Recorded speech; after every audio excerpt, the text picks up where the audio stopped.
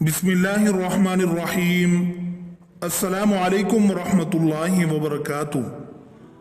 हज़रत इब्न अब्बास और मोहम्मद बिन काब फरमाते हैं कि हज़रत याकूब अलैहिस्सलाम अपने बेटों को नज़र लगने से खौफजदा हुए थे, क्योंकि वो बेटे खूबसूरत, खुश नज़र हुलिये वाले और खुश मंजर थे।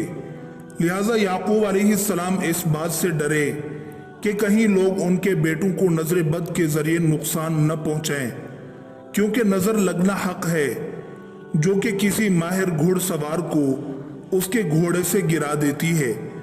बस अल्लाह के रसूल मोहम्मद सल्लल्लाहु अलैहि वसल्लम ने इरशाद फरमाया, अल-ऐनु हक़्क़ुन वलौ कान शैउन सबक़ल क़द्रा सबक़तहुल ऐन।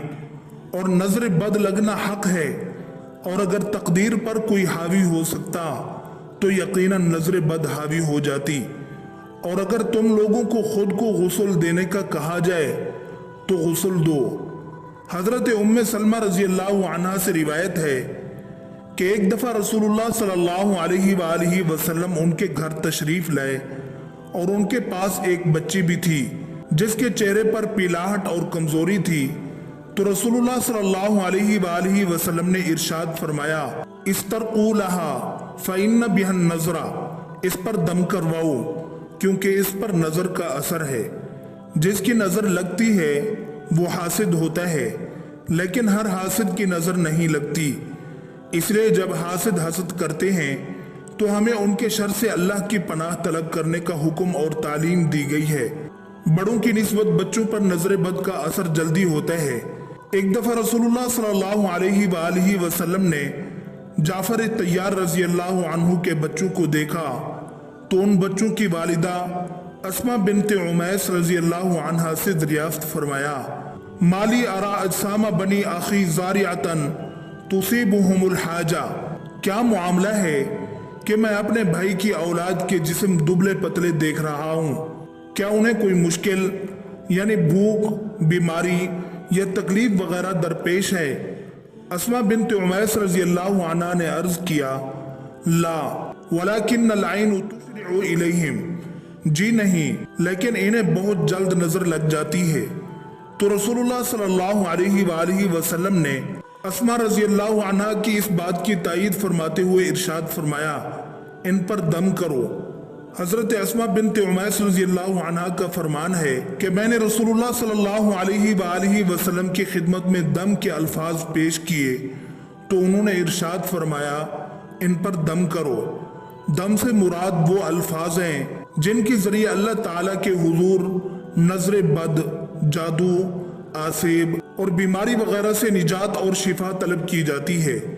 और किसी शक और शुबे के बगैर ये कहना हक है कि इस काम के लिए कुरान करीम की आयात मुबारका और रसूलुल्लाह सल्लल्लाहु अलैहि वसल्लम की सही साबित शुदा अहादीस मुबारका में बयान करदा अल्फाज के अलावा कोई और अल्फाज इस्तेमाल करना जायज नहीं। नजर बद की पहचान। नजर बद या जादू और आसेब का असर होने की बहुत सी अलामात होती हैं। कुछ अलामात तो ऐसी होती हैं जिनके जाहिर होने की सूरत में मजीद किसी जांच की जरूरत नहीं होती, और कुछ अलामात ऐसी होती हैं जिनका सबब कोई जिस्मानी या नफ्सियाती बीमारी या गैर मामूली रवैया भी हो सकता है। लिहाजा हमें अच्छी तरह से ये समझ लेना चाहिए कि किसी पर जिस्मानी मुश्किलात नमूदार होने की सूरत में उसे नजर बद का शिकार समझ लेने से पहले जरूरी है कि जिस्मानी तौर पर उसका तिब्बी मुआयना करवाया जाए और किसी सही मुस्तनद नफ्सियाती तबीब से भी उसका मुआयना करवाया जाए। और अगर इन दोनों अतराफ से उसमें किसी बीमारी या गैर मामूली हालत और कैफियत का पता न चल सके तो फिर नजर बद लगने या किसी जादू या आसेब वगैरह के असर होने के बारे में सोचना चाहिए। तिब्बी और नफ्सियाती मुआयने के बाद इस इम्कान के बारे में सोचा जाना चाहिए। फिलफौर इस पर यकीन नहीं कर लेना चाहिए कि नजर ही लगी है या कोई जादू या आसेब वगैरह का असर हो गया है।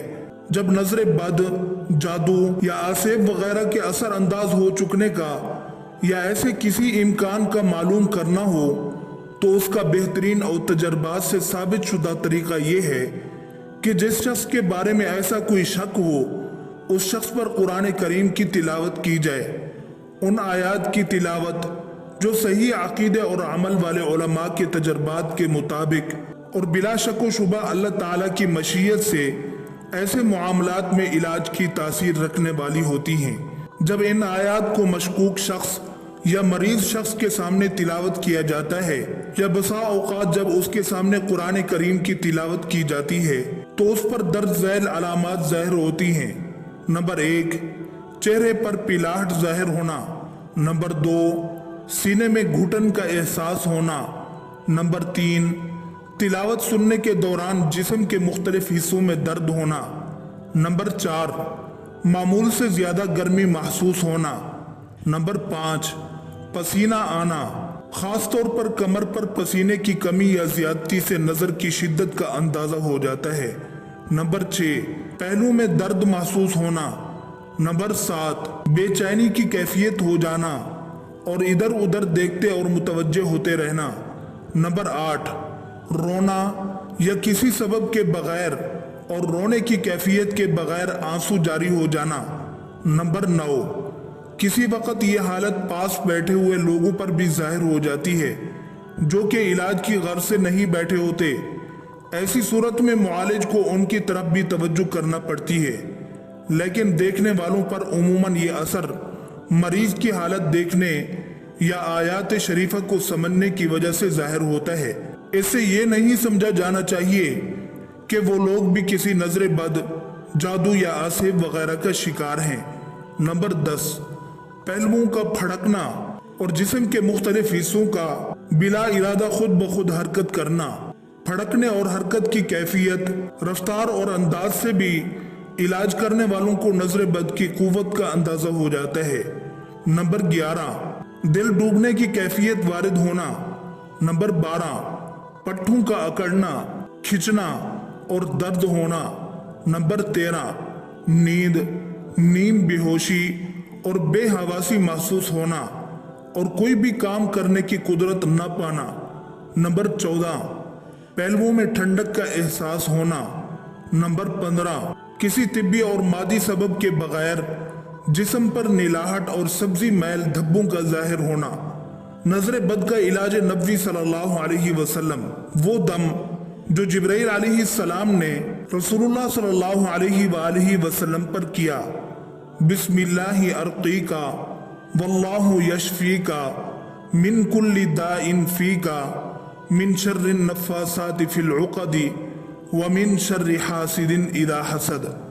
मैं अल्लाह के नाम से आप पर दम करता हूँ और अल्लाह ही आपको शिफा देगा हर एक बीमारी से जो आप में है, और गिरों पर यानी गांठों पर जादू और टोने कर करके फूंकने वालियों के शर से, और हसद करने वाले के शर से जब वो हसद करता है।